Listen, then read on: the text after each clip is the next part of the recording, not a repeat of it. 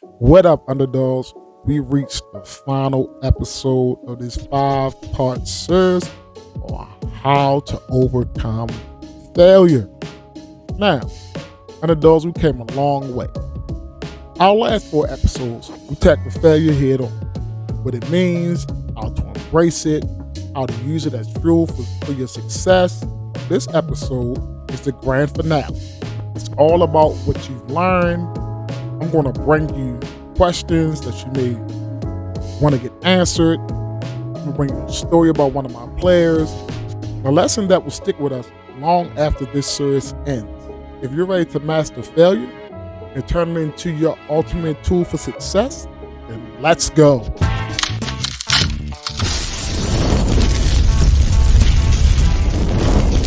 All right, so remember in my intro, I told you that I was going to tell you a story about one of my players. So let me tell you about one of my players that played for me named Amari and how she came back. It was the first game of Nationals. And y'all, it was rough.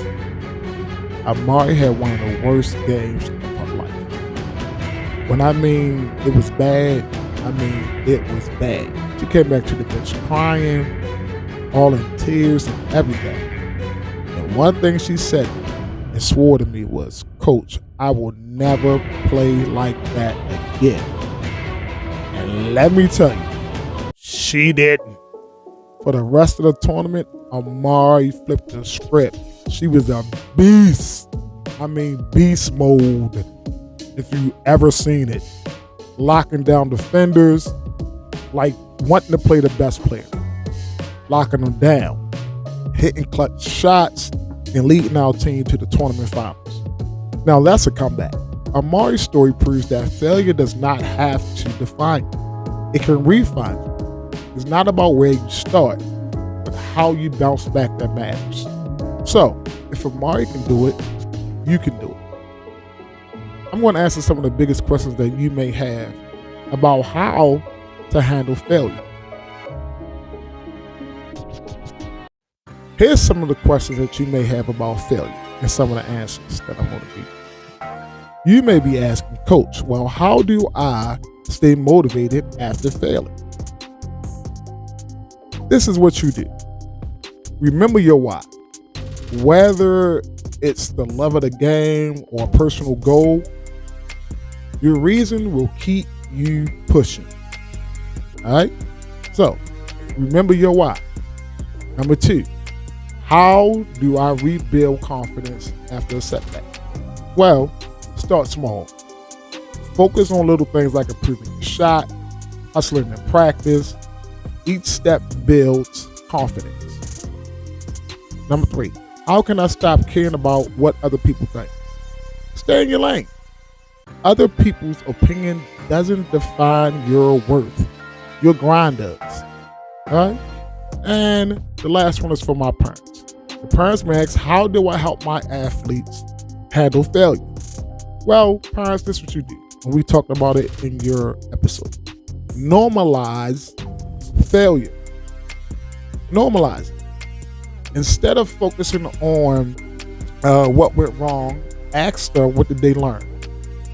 And remind them that even the greatest players of all times has failed. These answers are only as good as to what you do with them. So let's tie all this together with the key lessons that we learned in this series. Here are some key lessons that we learned over this 5-part series. Number one is failure is necessary for growth. Every mistake is a chance to get better. Parents, set the tone. Normalize failure at home and teach your athletes to see it as part of the process. Coaches, build confidence. Use failure as a tool to teach resilience and not as a way to tear down your players. For athletes, reframe failure. Setbacks aren't roadblocks, they're stepping stones. Number 5, fail forward. Champions don't avoid failure, they use it to fuel their success.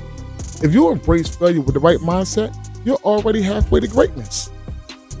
Now, let's finish this series strong with some action steps that you can take today to fail forward. How can you take what you learned from this series and put it into action? Number one, write down your failures. Reflect on what it taught you and how you can grow from it. Number two,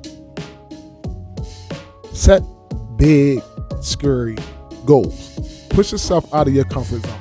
That's where the magic happens. Number three, share your story. Talk to teammates, parents, or coaches about how you're growing through failure.